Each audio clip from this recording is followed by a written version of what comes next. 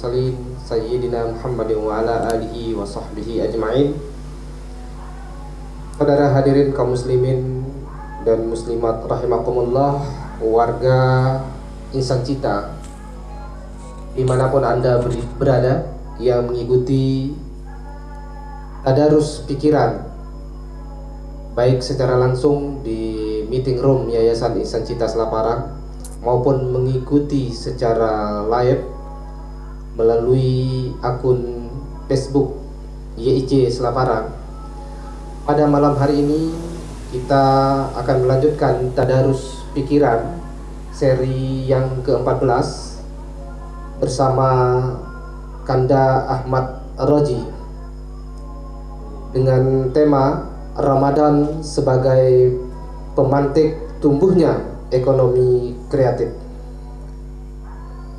Tapi sebelum kita memasuki tema diskusi kita pada malam hari ini, kembali saya mengingatkan kepada Anda semua, apapun menu berbuka Anda, tetaplah selalu minum Asel, karena air mineral Asel adalah produk Kabupaten Lombok Timur.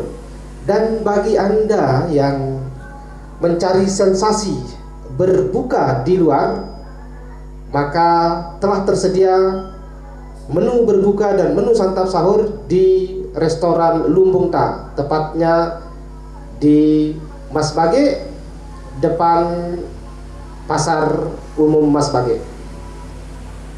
Baik, Bang Ahmad Roji, sesuai tema diskusi kita pada malam hari ini, karena mendekati Hari Raya Idul Fitri ini, jadi ini kita sudah memasuki 10 hari terakhir, 10 malam terakhir dari bulan suci Ramadan, yang tentu geliat ekonomi masyarakat kita, persiapan untuk menyambut Hari Raya Idul Fitri dengan belanja di baik kebutuhan untuk hari raya berupa makanan pokok dan lain sebagainya juga, dan tidak kalah pentingnya biasanya mereka mempersiapkan untuk belanja baju lebaran.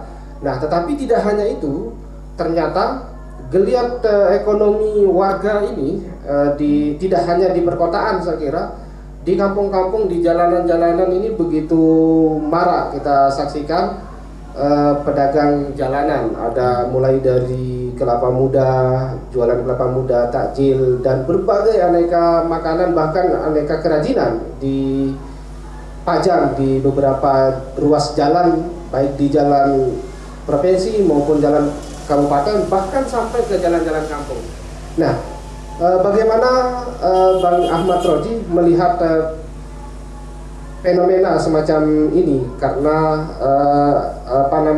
puasa ini sesungguhnya adalah bagaimana mengendalikan diri dari hal-hal yang bersifat keduniawian, tetapi justru ini sangat marak. Artinya geliat ekonomi kita di bulan Ramadan. Bagaimana Pak Oji menyikapi hal ini, melihat kondisi ini, karena Pak Oji ini kan sebagai pengamat ekonomi, di samping itu beliau ini adalah mantan ketua Badan Promosi Pariwisata. Nah, termasuk juga nanti kita akan coba kupas bagaimana kondisi pariwisata kita di bulan Ramadan ini. Silakan Bang Oji. Baik, terima kasih. Assalamualaikum warahmatullahi wabarakatuh. Terima kasih Pak Direktur Yayasan Insan Cita, rekan-rekan tim media Yayasan Insan Cita yang hadir pada malam ini bersama teman-teman seperjuangan di Hijau Hitam. Dan saya tidak lupa juga menyapa rekan-rekan saya di Lombok Barat, Kahmi Lombok Barat, Bang Sigit. Halo Bang Sigit. Ada Saudara Tontowi, Konter Kahmi Lombok Tengah. Halo Bang Tontowi. Ada Porhati NTB, ada Ketua Kahmi NTB bersama jajarannya, ada Bang Jaki Mubarok. Kemudian saya juga harus menyapa rekan-rekan saya di Sumbawa, Bima Dompu, dan khususnya para aktivis yang ada di Lombok Timur, wabil khusus aktivis Hijau Hitam yang telah membesarkan kita. Terima kasih pada malam yang berbahagia ini. Saya kira suatu hal yang luar biasa. Tentu ke depan tema-tema kita harus juga lebih canggih memikirkan masa depan bangsa ini dan daerah tentunya. Memang kalau berbicara perekonomian Pak Suhirman, kita lihat dulu dari kebijakan nasional karena ini sangat berpengaruh di daerah. Pemerintah tahun 2002 ini menggelontorkan dana untuk pemulihan ekonomi tidak kurang dari 400-an triliun. Pada triliun pertama ini pemerintah baru dapat menyalurkan tidak kurang dari 29 triliun. Dan ini untuk sektor-sektor apa saja, misalnya kesehatan, kemudian perekonomian melalui beberapa pasas yang dititipkan di perbankan yang saya kira sudah mulai dirasakan oleh masyarakat kita. Kemudian sektor apa saja yang bisa menggerakkan perekonomian di bulan Ramadan ini? Ternyata ada hal yang memang luar biasa Pak Cuy. Masyarakat kita ini kan mayoritas umat Islam, dia tidak berpikir kalau apapun rumitnya perekonomian bangsa ini, kalau begitu musim Ramadan daya belinya luar biasa. Dana-dana sombong keluar yang tabung bertahun-tahun dikeluarkan untuk bagaimana dia bisa happy, bisa berbahagia pada buka puasa. Tadi Bapak menyebutkan hampir seluruh, khususnya di Lombok Timur ya. Kalau kita ke pelosok-pelosok ini kita menemukan dagang serabi, dagang urap-urap, dagang pelcing yang dulu-dulu tidak pernah muncul. Ini artinya apa? Ada giroh masyarakat kita berusaha. Kemudian muncul di tempat-tempat strategis, di perempatan, di pertigaan, di daerah-daerah yang menurut saya dulu sepi, mulai ramai. Bayangkan kalau kita ke Mas Bage, luar biasa padatnya, kita ke Terara, kita ke Keruak, kita ke Timur dan sebagainya, luar biasa. Ini artinya apa? Kalau dihubungkan dengan pemulihan ekonomi, ini sudah titik awal ya. Karena kita sudah menderita hampir 2 tahun dengan adanya Covid, kita tidak bisa bersilaturahmi, kita tidak bisa sholat jamaah, kita tidak bisa taraweh, bahkan berterbangan kemana-mana agak susah juga. Tetapi dengan kebijakan hari ini pemerintah, dengan memperbolehkan mudik dan lain sebagainya, ini terobati. Dana dari pusat mengalir ke daerah-daerah, tidak hanya di Lombok, di Pulau Jawa, di semua daerah Nusantara, bahkan di belahan dunia ini perputaran ekonomi mulai bangkit sejak Covid mulai terurai dengan baik. Yang kedua adalah semua juga ada peran penting pemerintah Pak Cueng, dengan digelontorkannya THR, gaji 13, kemudian di sektor swasta juga mendapatkan THR. Ini juga bagian dari semakin tingginya orang berbelanja. Dan kita ini kan kalau berpikir Pak Cueng ya, misalnya tadi Bapak sebut ya, dalam kondisi krisis pun kita masih ingin berbelanja, ingin beli pakaian baru. Bayangkan kalau satu orang saja, kalau asumsinya penduduk Lombok Timur ini 1,3 juta, rata-rata membeli pakaian 2 saja, celana dan baju, itu berapa juta? Dengan harga minimum 100, anggaplah ya. Walaupun ada toko-toko serba 25.000, 30.000, anggaplah rata-rata minimal 50.000 Pak.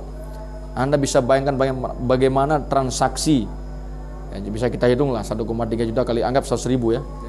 Itu berapa triliun Pak. Dan kita tidak pernah membayangkan kalau ini rumit, ternyata mudah-mudah saja. Umat Islam santai-santai aja gitu. Mau ada kenaikan harga minyak, ya kan? Mau kenaikan harga sembako, dia tetap menikmati. Dan pasti dibeli. Inilah kemurahan dari umat Islam gitu, sebagai warga negara yang baik. Dan kita ini memang konsumtif Pak Ceng ya. Kita tidak peduli. Karena kita misalnya laki-laki nih, harus membeli kopiah. Baju koko beda dengan baju ini Pak. Anda bisa bayangkan. Tapi kita tidak pernah menganggap ini berat. Tetap saja kita berbelanja, tetap saja kita menghabiskan uang kita untuk kemuliaan bulan suci Ramadan. Saya kira itu Pak Ceng. Ya, baik Bang Oji. Kalau lumbung sendiri apa saja yang tersedia kalau di bulan Ramadan? Kita sebenarnya kalau secara umum di bisnis kuliner itu hampir hari ini hampir pada pos yang sama. Artinya ada kenaikan omset dari hari ke hari. Mungkin warung makan lain juga sama, karena 10 hari menjelang Idul Fitri ini intensitas mobilisasi warga itu tinggi. Jadi mereka milih berbuka di tempat-tempat yang ini bersama keluarganya, bersama siapapun, bersama sahabat, mitra kerja dan sebagainya. Dan saya melihat juga trennya ini terus mengalami peningkatan, dan ini dialami oleh hampir rata-rata pengusaha kuliner dengan di Lombok Timur khususnya dan di NTB. Karena beberapa kali saya juga coba mampir ke mall, ternyata luar biasa, kita sampai tidak bisa dapatkan tempat. Nah, kita ke Lombok Timur misalnya ada Tanamai, jadi Bapak harus order dulu 1 hari booking misalnya, kemudian di di Maicenggo, tempat-tempat yang menurut kita luar biasa itu agak susah, kita harus antrian pada artinya apa? Saya ingin menyampaikan di forum ini bahwa ekonomi kita ini sudah pada posisi mendekati stabil, Pak. Dengan apa? Dengan gelontoran dana pemerintah, dana swasta menjelang Lebaran ini, jadi orang mulai membelanjakan THR-nya, mulai membelanjakan untuk kebutuhan sembako, untuk kebutuhan menjelang Idul Fitri, dan untuk kebutuhan fashion menjelang Hari Raya Idul Fitri. Menurut pengamatan Bang Oji sendiri, selain kuliner yang marak dan fashion, Ya. Industri kreatif di masyarakat tumbuh nggak di bulan Ramadan ini? Kalau saya lihat industri kreatif sebenarnya tidak hanya Ramadan ya, tetapi sebelum-sebelumnya sudah mulai dengan pendekatan pola yang berbeda maksudnya. Dulu offline, sekarang online.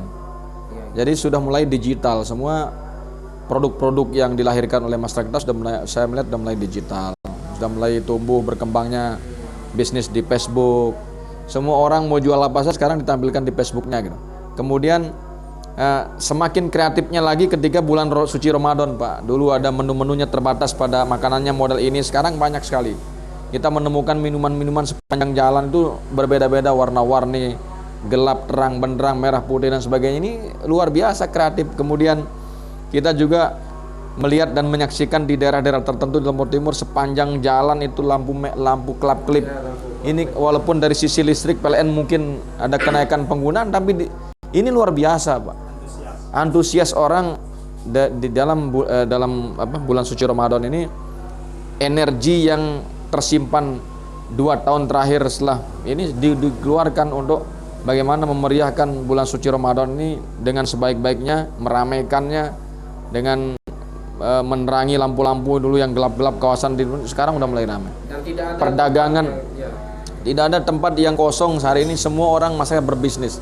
Transaksi seimbang antara produksi dan konsumen ini kan luar biasa, Pak.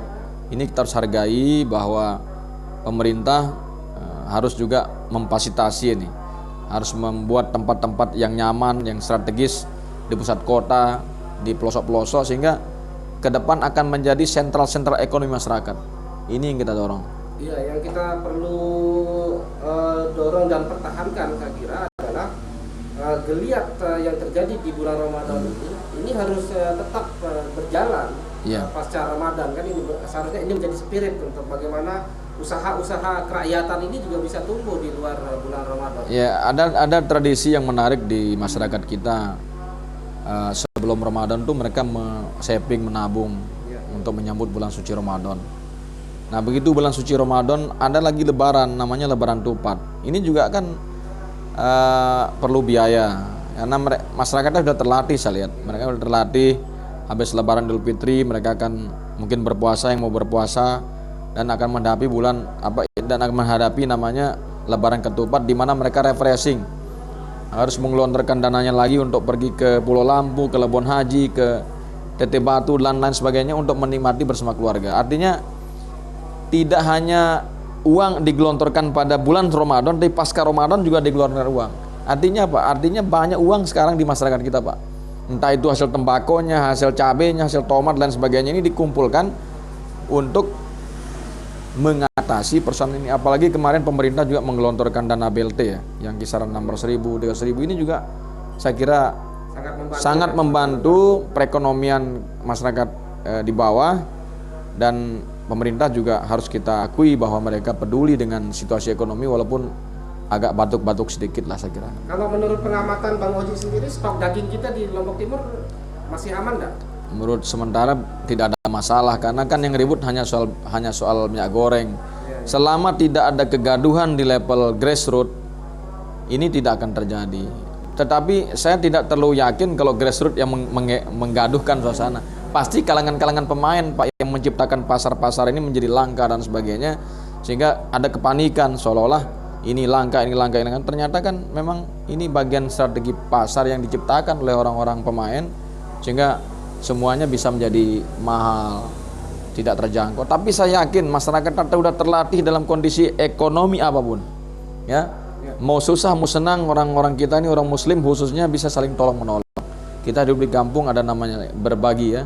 Ada sedekah, ada zakat, infak sedekah yang jalan Idul Fitri ini juga akan digelontorkan oleh banyak pihak, baik itu pemerintah maupun orang-orang kaya yang ada di masing-masing tempat, di masing-masing desa, daerah dan sebagainya. Ya, kalau ini lagi-lagi kita berbicara bisnisnya Bang Oji ini sendiri sebagai pengusaha kuliner ya di Kabupaten Lombok Timur. Kesulitan enggak kalau untuk ini memberikan tunjangan hari raya kepada ini? Sementara ini kan karena pola pembayarannya kan kita selesaikan gaji dulu baru THR belakangan.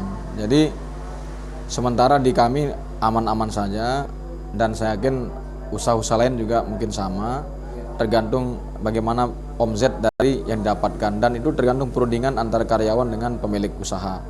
Tapi saya THR-nya itu satu kali misalnya gaji 2 juta ya kita kasih 2 juta tambahan. Jadi itu yang saya sebut tadi, ada daya dorong belanja itu dari digelontorkannya THR oleh pemerintah atau kalangan swasta yang memang dalam beberapa hari terakhir ini akan dikucurkan. Pemerintah juga kan kalau tidak salah akan mengucurkan dalam minggu ini tuh. Walaupun saya dengar sih ya, dalam minggu ini akan digelontorkan. Itu artinya dana-dana sudah mulai beredar di masyarakat. Dan saya yakin kalau pengusaha yang kalau standar UMR tentu akan tetap mengacu pada aturan pemerintah untuk membayar THR karyawan-karyawannya. Ya, sekarang ini kan tidak hanya orang bekerja dapat THR, tapi semua pihak berpotensi mendapatkan THR, Pak. Ya, termasuk semua karena itu bahkan karena itu ya kalau ada rezeki kita bagilah. Jangan pelit kepada siapapun, karena insya Allah orang baik pasti akan diberikan balasan oleh Allah SWT. Rezeki yang kita punya kita saling atur lah gitu. Ada komentar ini dari kami Lombok Barat ini. Gimana? Kan puasa itu sebenarnya mengajak kita untuk berhemat, tetapi kenapa Bang Oji ini malah mengajak kita untuk ke boros di bulan Ramadan?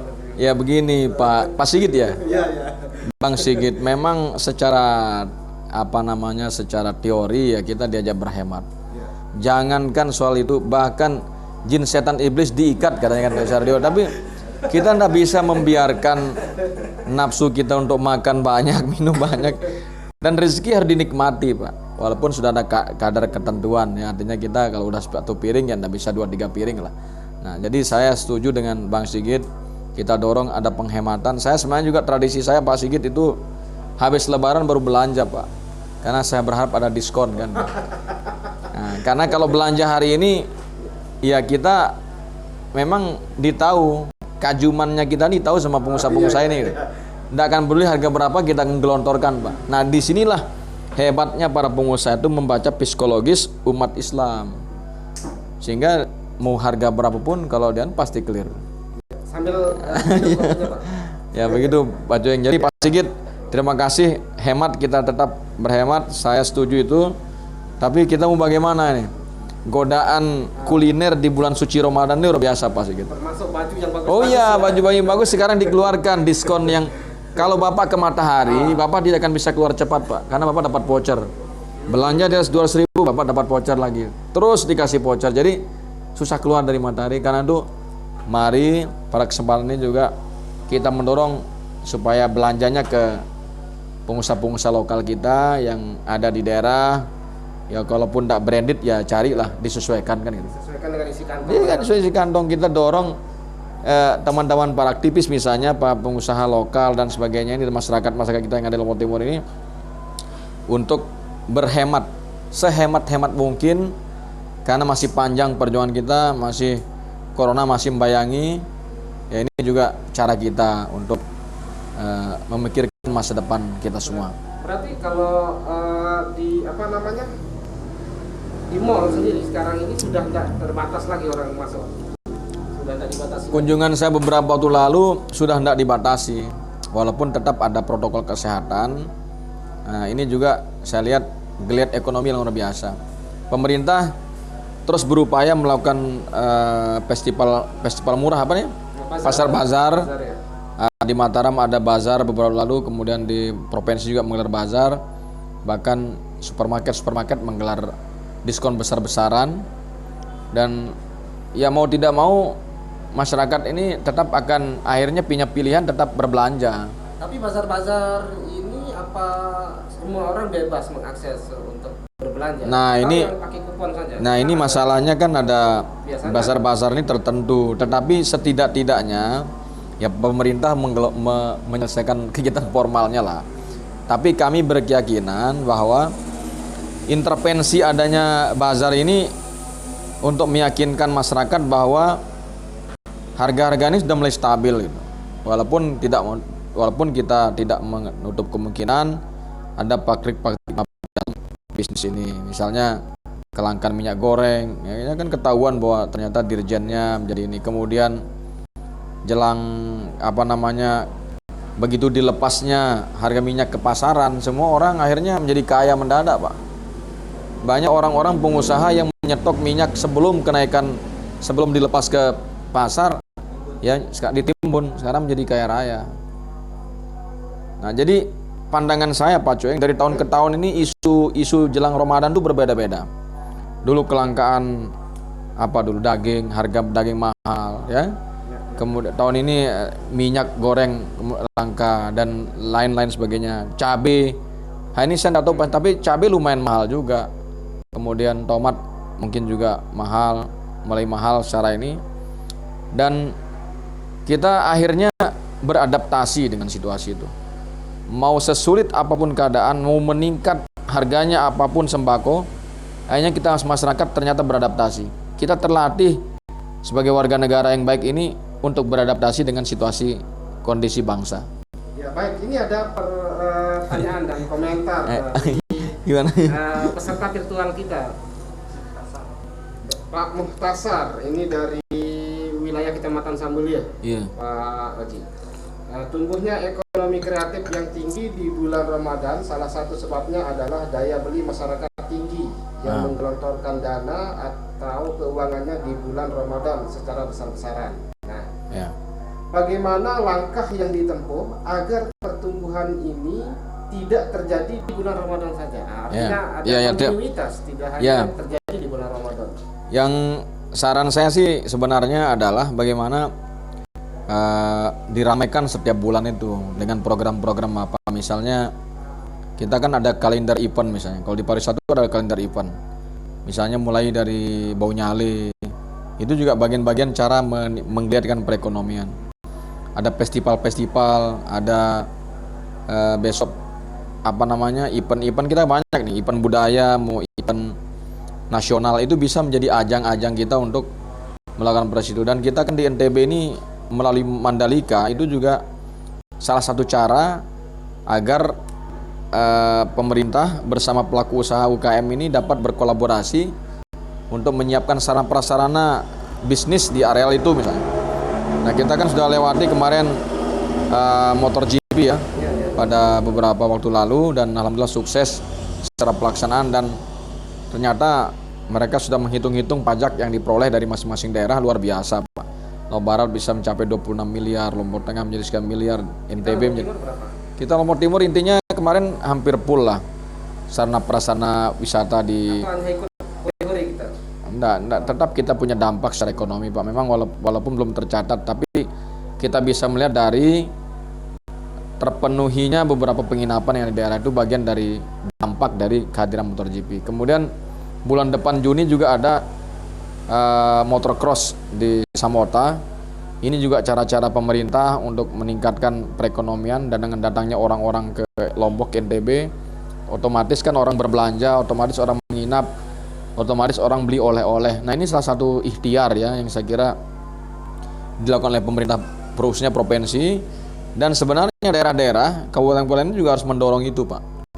Membuat event-event berskala lokal nasional untuk mendorong adanya kedatangan orang-orang ke Lombok Timur misalnya, dan otomatis efek dari peristiwa itu pasti ada, efek ekonominya ada, efek depan, efek samping dan lain sebagainya itu ada gitu. Belakang Ya, itu otomatis Pak. Sebagai tokoh yang artinya terlibat sebagai penggerak pariwisata di Kabupaten Lombok Timur, ini masih jalan nggak aktivitas pariwisata kalau di bulan Ramadan ini? Atau semua tamu sudah pulang kampung semua, pulang ke negara asalnya? Kalau pariwisata ini kan sama bahasa sederhananya kan orang berjalan berpindah-pindah ke kemana. Wisata kuliner itu adalah yang paling menonjol hari ini Pak. Misalnya sentral ekonomi kuliner kan di Masbage itu. Bapak bisa bayangkan di daerah-daerah lesian-lesian yang ada di Masbage Timur misalnya, atau tempat-tempat ini dibanjiri pengunjung. Nah ini wisata jangan dimaknai hal yang berat ya, tapi wisata ini adalah adanya peristiwa perpindahan posisi ke posisi lain juga namanya wisata Pak. Itu skala mikro ya. Nah tetapi makronya adalah kita bisa melihat bagaimana tumbuh berkembangnya sentral-sentral ekonomi di pusat wisata. Ramenya orang-orang menikmati berbuka puasa, berngabuburit di beberapa tempat wisata, itu juga bagian dari ikhtiar masing-masing pelaku wisata untuk mendorong orang datang berkunjung. Misalnya pantai apa di Pringgabaya itu, Ketapang, bukan Dedalpak, apa saya tonton. Kemudian Labuan Haji, ya Pidana dan sebagainya, kemudian di Sembalun, di Batu, di Selatan dan sebagainya. Itu adalah mereka sebenarnya sudah pintar untuk promosi menggait wisatawan lokal maupun nasional. Kalaupun ya untuk ngabuburit itu banyak strategi-strategi, bahkan mereka mengundang di Facebook, menawarkan produk-produk murah meriah, berbuka bersama di tempat kami, harga sekian akan mendapatkan pas sekian, apa bonus dan sebagainya. Ini sudah terlatih teman-teman. Saya kira wisata tetap berjalan saya lihat, walaupun kemudian karena ini bulan puasa tentu energi disimpan itu setelah bulan puasa baru akan dikeluarkan. Lihat ekonomi membaik. Ini nitip pertanyaan, tapi sebenarnya bukan pertanyaan tetapi harapan. Gimana? Bung Rizal. Bung Rizal ini nitip harapan kepada Bang Oji, bisa enggak pemerintah itu untuk pengadaan beras zakat fitrah atau himbauan dari pemerintah daerah, supaya masyarakat itu beli zakat fitrahnya itu jangan dari beras luar daerah, jadi beli di pengusaha lokal setempat. Memang kita tidak boleh ekstrim Bung Rizal ya untuk menolak beras dari manapun ini. Yang pasti bisnis ini kan berlaku hukum pasar, ya kan. Artinya ada permintaan dan penawaran, ada siapa yang harga murah ya tentu akan kita kejar tuh. Karena itu pendapat saya baik juga sebenarnya ada intervensi pemerintah, tapi kalau pemerintah tidak menunjukkan hal itu kan juga tidak bagus. Misalnya pada pengadaan beras yang sempat heboh kemarin itu kan, mohon maaf ini, berasnya kan justru datang dari luar areal kita yang semestinya produk atau produksi hasil pertanian Lombok Timur padi ini diakomodir oleh pemerintah ya untuk dibagikan kepada rakyat, bukan sebaliknya gitu. Karena kan itulah pentingnya kenapa ada istilah beli bela produk lokal. Beli bela itu adalah bentuk komitmen kita. Nah seperti misalnya kalau kita ke survei ke Alfamart ini teman-teman bisa lihat ya, seberapa banyak tampungan produk lokal di Alfamart. Kalau saya lihat Asel tidak tampung kok, tidak ditampung Asel nih Pak. Seharusnya hadirnya perusahaan-perusahaan modern sekelas Alfamart, Indomart ataupun yang lainnya harus mengakomodir produk ini. Kalau kurang standarnya buatkan standar itu. Jangan mencari alasan-alasan pembenar untuk tidak mengakomodir produk Asel. Bayangkan ada puluhan berapa ya Alfamart di Lombok Timur? Banyak ya? Banyak, lebih 50. Oke, ada 50-an Alfamart. Kalau menampung produk kita ini kan artinya saling bersinergi gitu. Jangan mereka berusaha di sini tapi tidak memberikan ruang perusahaan lokal untuk berkembang melalui programnya dia juga. Ini hal-hal yang saya kira menjadi tugas pemerintah adalah membantu. Tidak apa-apa pemerintah menjadi marketing, menjadi tukang jual gitu. Hei Alfamart, Anda beli yang punya produk gitu kan. Buat aturan main. Yang jelas kalau kurang balai pomnya apa izin-izin udah tinggal disempurnakan loh. Jangan cari celah. Yang kedua adalah seluruh program pemerintah daerah harus merujuk pada setidak-tidaknya produk lokal. Kemarin Presiden Jokowi juga sudah jelas pertemuan di Bali itu adalah katalog sekarang jangan produk impor. Program-program ini harus didominasi oleh produk lokal atau nasional. Nah, karena itulah kita merujuk pada pertemuan di Bali kemarin. Sebisa mungkin sekarang tender-tender yang misalnya hubungan dengan hasil pertanian, peternakan, sebisa mungkin di sinilah kita mainkan gitu. Perlu kita pengadaan sapi, jangan ambil sapi di daerah lain ya. Sapi inilah kita atur gitu kan. Walaupun soal harga berbeda, tapi sebisa mungkin supaya perputaran ekonomi kita nih baik di daerah kita.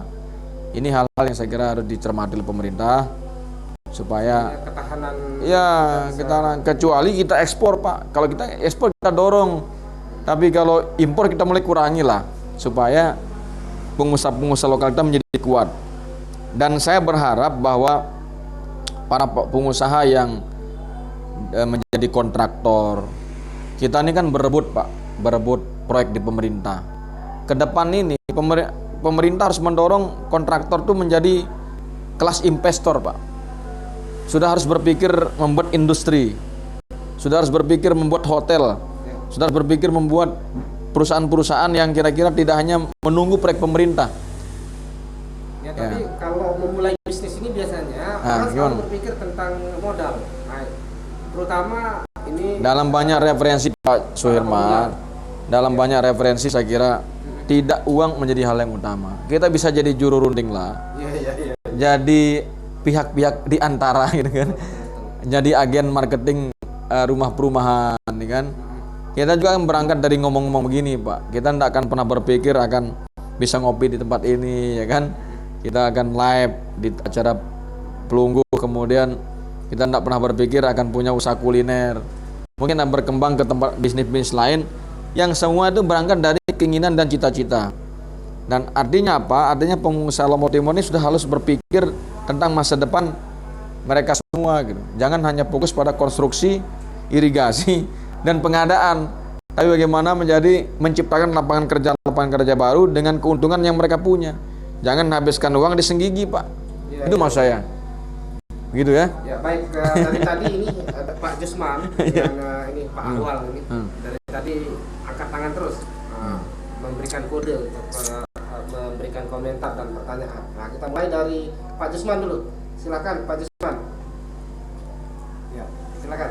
Baik, assalamualaikum warahmatullahi wabarakatuh. Terima kasih Kata atas waktunya terkait Ramadan sebagai pemantik tumbuhnya ekonomi kreatif, yang dimana kita tahu ekonomi kreatif ini menyasar kepada UMKM yang punya wawasan ide dan gagasan. Karena kalau berbicara kreatif, maka orang itu dituntut untuk selalu memperbarui produk-produknya. Misalnya dalam segi hal memanfaatkan potensi sumber daya, misalnya ada keripik, ada itu kan sudah biasa. Tapi kalau berbicara ekonomi kreatif, harusnya masyarakat itu lebih mengandalkan kreativitasnya, inovasinya. Sedangkan kita ini adalah permasalahannya pada sumber daya manusianya. Iya. Terkait ekonomi kreatif ini, apakah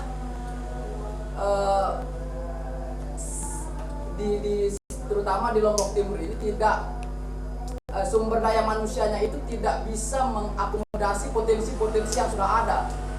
Nah, ketika itu permasalahannya lebih baik yang ditingkatkan itu adalah sumber daya manusianya. Saya paham Pak Jusman ya. Ya, langsung dikomentari. Ya, jadi kalau saya jadi bupati, tugas berat kita adalah menyiapkan sumber daya manusia. Atau kalau terlalu berat loh bupati. terlalu tinggi cita-cita kita ya. Tapi saya kira wajar lah ya. Kita harus punya cita-cita besar. Harus tinggi. Negara ini kan dari warung-warung kopi, Pak. Jadi begini Pak, jadi masyarakat juga harus dibimbing untuk menjadi kreatif dan inovatif melalui pelatihan-pelatihan yang terus digalakkan oleh pemerintah. Cuman saya belum, karena saya kan jarang ke pemerintahan sekarang, Pak. Saya tidak lagi di pemerintahan, tapi sepengetahuan saya ada program-program pelatihan meningkatkan kapasitas dunia usaha. Kapasitas pelaku usaha bidang, misalnya bidang kuliner, bidang gerabah, bidang marketing, bidang apa saja tentang branding, kemasan, packing dan sebagainya. Saya persilakan Bapak datang ke Dinas Perdagangan dan Industri baik di Lombok Timur maupun di NTB untuk bertanya dan berkonsultasi. Kalau Bapak punya produk yang perlu intervensi, misalnya opak-opak di Mas Baget Timur, Ambung ya. Dari saya kecil sampai hari modelnya enggak jauh berbeda, Pak. Nah, tentu perlu intervensi dari pemerintah untuk bagaimana meningkatkan kualitasnya, menciptakan supaya produknya kreatif, inovatif dan bersaing di pasaran. Ini cara-cara dan saya kira pemerintah sebenarnya sudah ada ikhtiar walaupun mungkin tidak maksimal. Tapi juga tidak bisa kita salahkan pemerintah karena masyarakat juga begitu dapat bantuan alatnya kesana kemari, Pak. Jadi kita tidak bisa menyalahkan. Nah, hanya orang-orang yang memang serius, Pak. Kalau saya sebenarnya berharap kepada Bupati kemarin, kalau ada program hibah kepada masyarakat dan itu ada proposalnya, saya seleksi, Pak, diuji publik, dipanggil dia ke pendopo, tanya ketua dan sekretaris bendaharanya, Anda mengajukan program apa, presentasi. Dan harus ada pendampingan. Iya, harus ada pendampingan, harus didampingi oleh ya tim yang kita inilah. Mungkin program 3 bulan disiapkan tim pendamping. Jadi ada yang mengawal program itu. Sebab kalau dana ini digelontorkan berapapun, Pak, tanpa ada pendampingan sudah innalillahi wa inna ilaihi rajiun. Habis program, habis perkara gitu. Nah, termasuklah bantuan-bantuan seperti perbengkelan. Iya, itu harus dikawal karena namanya bantuan pemerintah. Mohon maaf nih kalau saya lihat beberapa pengalaman di era sekarang ini, bahkan kandang ayam yang dibantu kemarin saja dilelang, Pak. Ini kan jangan memberikan kepada orang-orang yang tidak memahami tentang dunianya gitu. Tapi berikanlah mereka orang-orang yang memang mengenal, memahami tentang masalah itu gitu. Karena itu perlulah kita minta keterangan ketika mau ini proposal Anda presentasi. Aduh, Anda ternyata tidak paham ya, misalkan ya, karena itu dipresentasikan dulu apa kegiatan ya, dia merencanakan membuat genteng, ternyata baru mulai, berarti kan sia-sia, Pak. Nah, harusnya kita klaster pengusaha ini ada kelas pemula, kelas menengah, middle, dan udah profesional. Nah, harapan saya seperti itu sehingga pada malam ini saya ingin sampaikan kepada pemerintah Bupati Lombok Timur dan Wakil Bupati Lombok Timur supaya kalau ada program-program yang berbau hibah kepada kelompok-kelompok masyarakat, sebaiknya disiapkan pendampingan. Banyak ahli-ahli keserjanaan bidang-bidang yang ada di Lombok Timur ini yang perlu diakomodir keilmuannya sehingga program juga dapat dirasakan dan berkepanjangan. Ini hal-hal yang saya ingin sampaikan. Dan kita juga tidak berpikir kemarin di era pemerintahan Sukma ini melahirkan entrepreneur muda, Pak. Setidak-tidaknya dalam setahun kita ini melahirkan berapa pengusaha, ya kan? Kita harusnya berpikir begitu, jangan melahirkan berapa tukang olah kita lahirkan. Ya. Kritikan terhadap kritik pemerintah juga kita terhadap kader-kader itu. Saya ingin kader-kader ini menjadi entrepreneur muda yang berbakat itu. Dan kepada semua aktivis itu, bagaimana kita dorong aktivis ini menjadi pengusaha muda. Dan pemerintah punya cara. Aktivis-aktivis vokal tuh kasih program deh. Pasti mereka menjaga dan merawat. Nah, kita ingin sebenarnya dalam 5 tahun ini pemerintah daerah melahirkan misalnya kalau tidak 1000 ya paling tidak 500 entrepreneur muda, ya kan?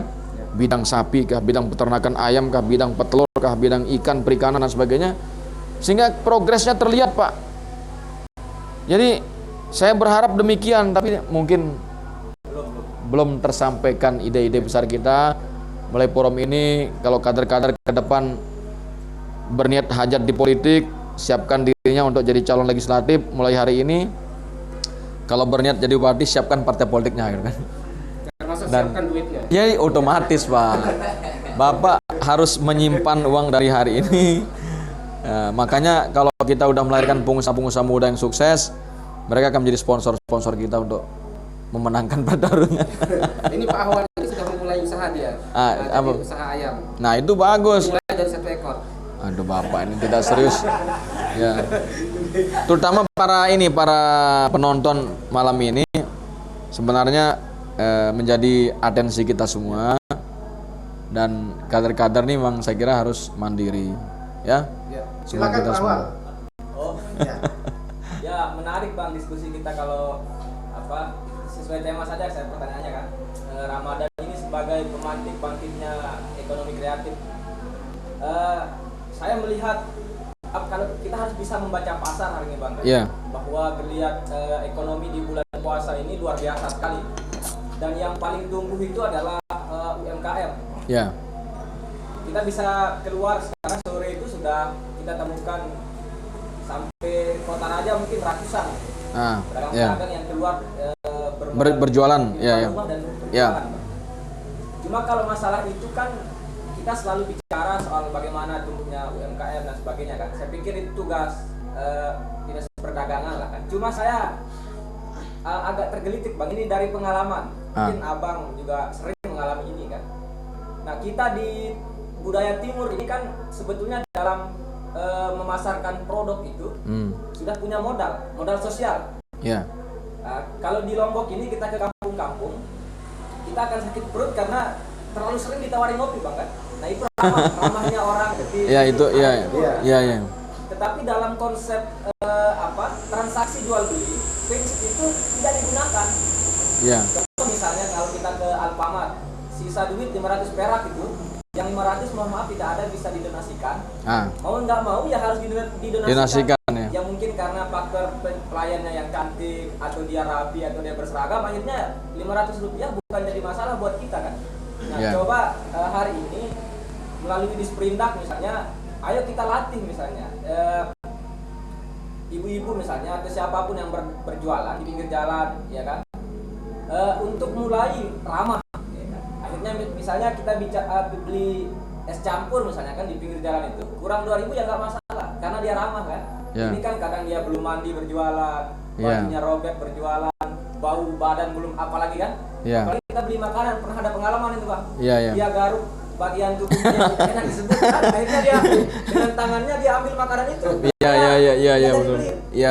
Karena faktor itu. Iya. Nah, itu mungkin baik saya edukasi edukasi masyarakat kita ya. Ya, jadi begini Pak Ahwal, saya juga pernah menemukan di salah satu rumah makan ternama di daerah Rarang. Jadi memberikan menyervis kita sambil memberikan anaknya nyusu gitu. Ini kan semula kita akan ya mohon maaf, akhirnya saya tegur, mohon maaf. Dengan lahap semula ya. Mohon maaf Ibunda, saya bilang kalau urusan ini sebaiknya tidak di ruang publik, saya bilang. Akibat teguran saya dia luar biasa nih Pak, luar biasa, mungkin paling besar di Rarang ya bisnis itu. Dan sampai hari ini saya kalau ketemu dengan orang-orang itu saya dikasih gratis. Dia berterima kasih kepada saya karena waktu kecil usahanya, saya bilang kalau urusan menyusu sebaiknya di luar areal. Saya setuju dengan Bung Ahwal, memang ada karakter pedagang kita yang kadang-kadang kurang sopan ya. Kurang ramah. Ya, kadang-kadang belum mandi, betul itu. Kadang-kadang ketombe nyasar ke urap-urap. Ini kan kita temukan juga peristiwa-peristiwa. Tapi yakinlah bahwa nyawa itu sudah diatur, sudah punya ketentuan. Ente kan bilang tadi sakit perut apa dan sebagainya itu. Tapi beginilah, di kampung ini memang kalau bicara higienis mungkin agak susah. Tapi setuju kita perlu meningkatkan kapasitas para pedagang kecil.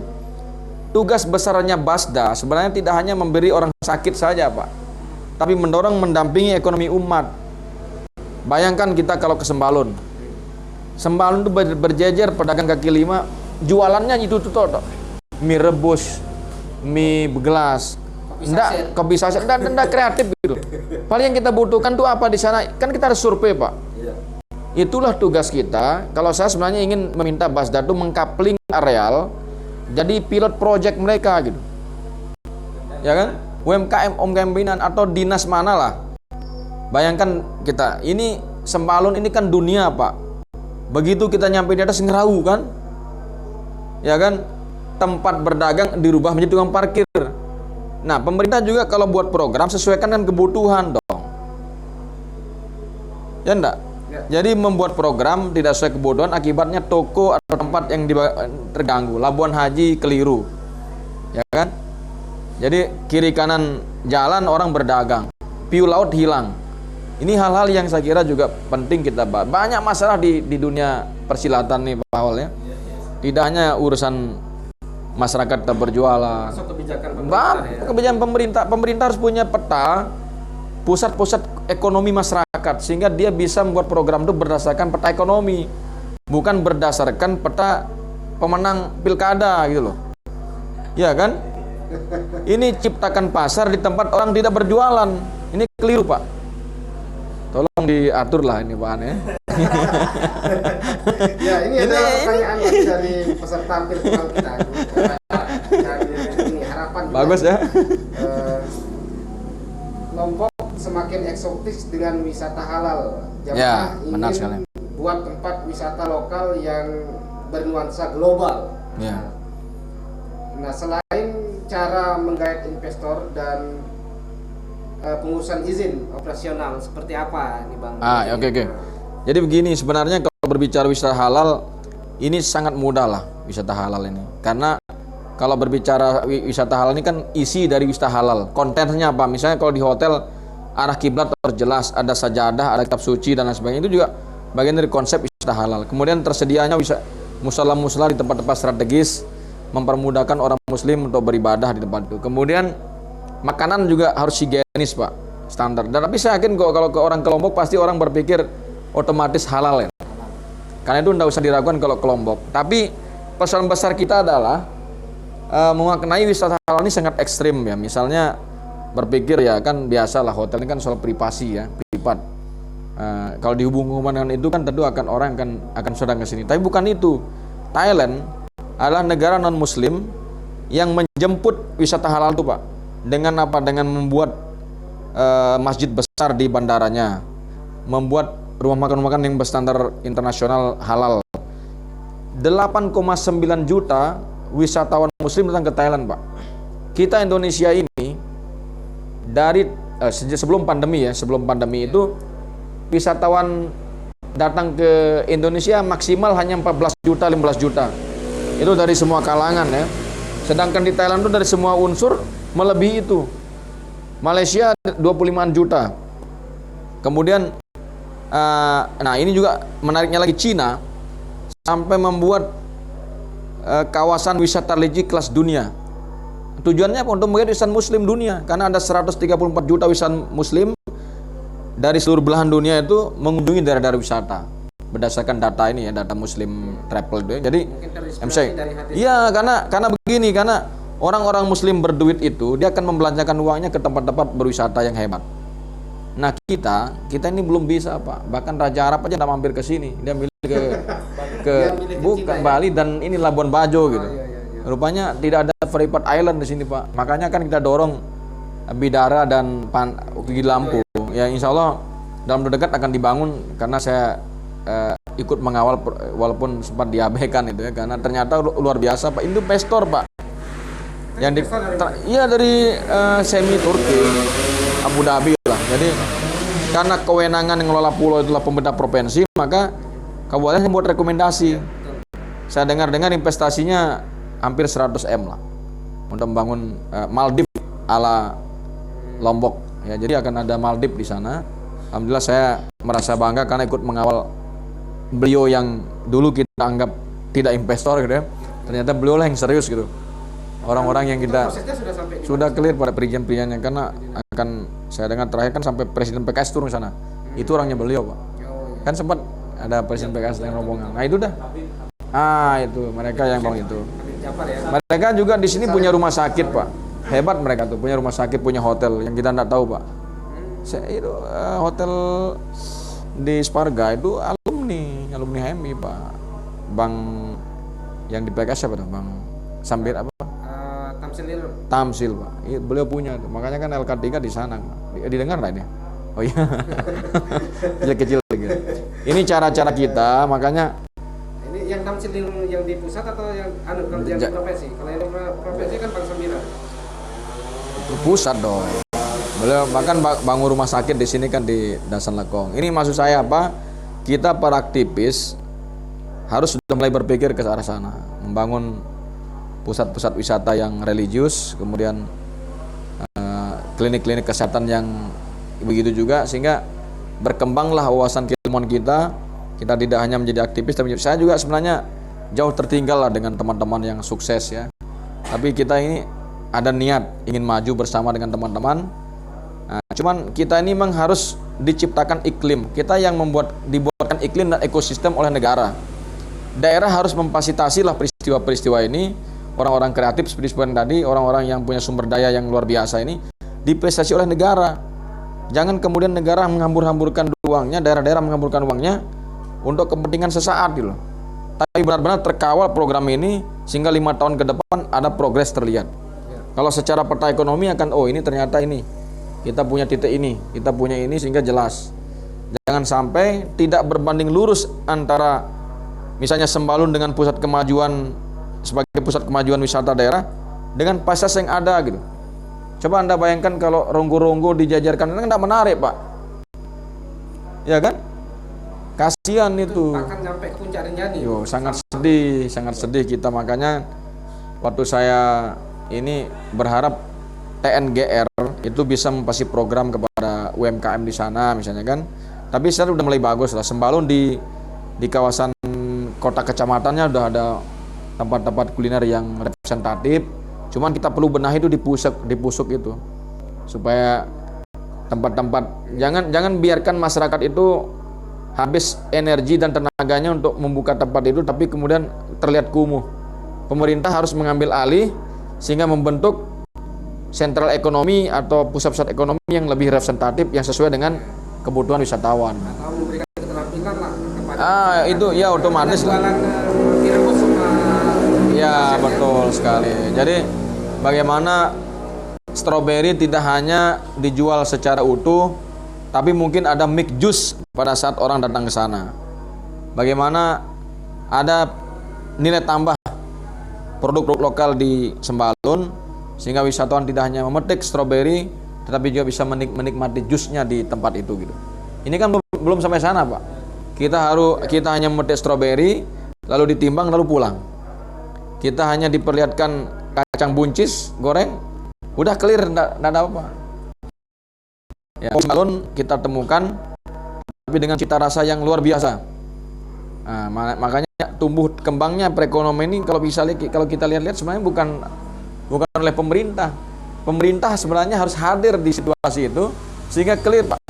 lebih banyak masyarakat. Iya, justru berinisiatif kan. Nah, begitu, Pak. Ya, saya lihat ini ada yang masuk.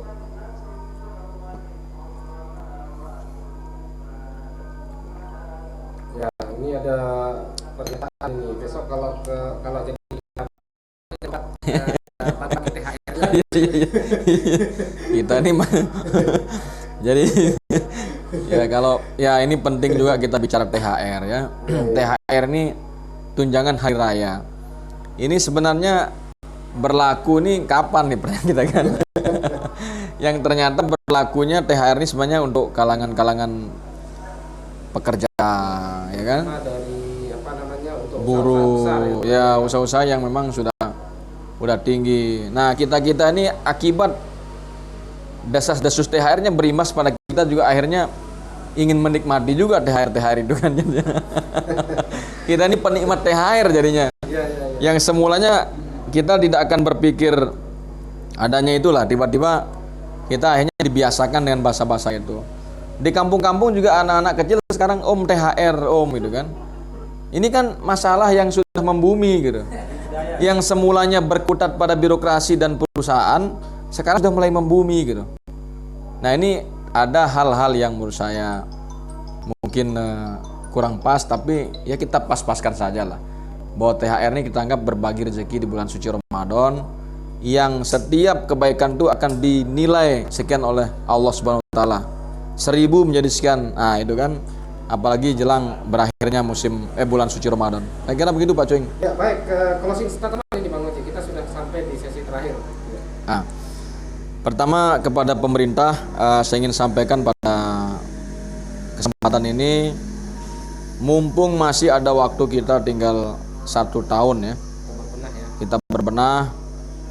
Mungkin ada ya, kita harus melahirkan entrepreneur muda yang tentu harus di klaster, apakah dia pemula, middle, atau sudah profesional. Paling tidak di jelang akhir pemerintahan ini kita lahirkan 100 entrepreneur muda dengan di backup pendanaan dan pendampingan, dengan memetakan potensi-potensi yang mereka miliki. Itu satu ya.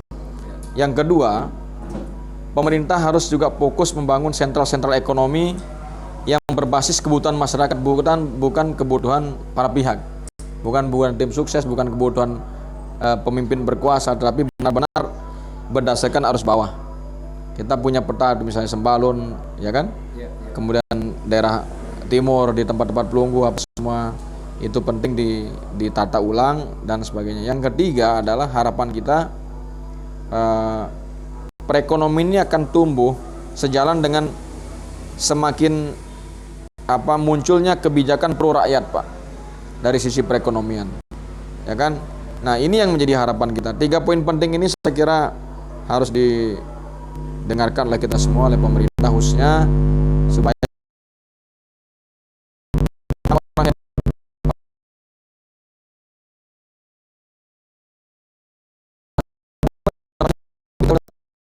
entrepreneur muda bagi kemajuan daerah. Saya kira demikian, Pak. Ya, terima kasih banyak. Terakhir, karena ini masih bulan puasa, beberapa hari ke depan kan kita akan melaksanakan Idul Fitri ya. Mungkin di forum ini kita bisa saling menyampaikan permohonan maaf. Mungkin ada kata-kata yang kurang berkenan di hati para netizen dan para kader hijau hitam. Pada kesempatan ini saya mohon maaf lahir batin. Sekian dan terima kasih. Assalamualaikum warahmatullahi wabarakatuh. Waalaikumsalam warahmatullahi wabarakatuh. Ya, terima kasih banyak kami sampaikan kepada Kanda Ahmad Roji SE. Beliau ini adalah mantan Ketua Umum HMI Cabang Selong yang pertama dan juga saat ini menjadi Presidium kami Lombok Timur. Saya sebelum saya tutup, jadi saya sampaikan kepada Anda untuk selalu menggunakan air asel pada saat berbuka maupun Anda bersantap sahur. Dan bagi Anda yang mencari suasana baru untuk menu berbuka, jangan lupa mampir di Lumbung Tang. Wallahul muwaffiq wal hadi ila sabilir rasyad. Billahi taufiq wal hidayah. Wassalamualaikum warahmatullahi wabarakatuh. Waalaikumsalam warahmatullahi wabarakatuh.